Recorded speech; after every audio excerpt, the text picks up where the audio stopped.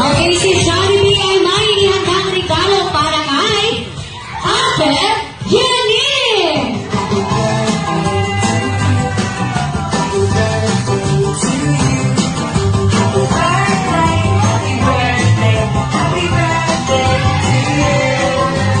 Wow, nakakasweet naman ni Jollibee.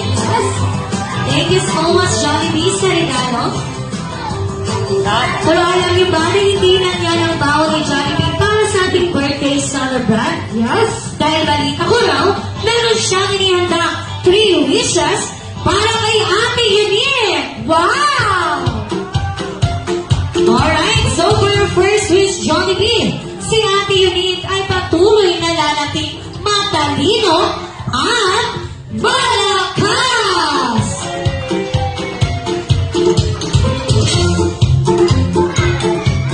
Okay, how about for your second wish, Jollibee?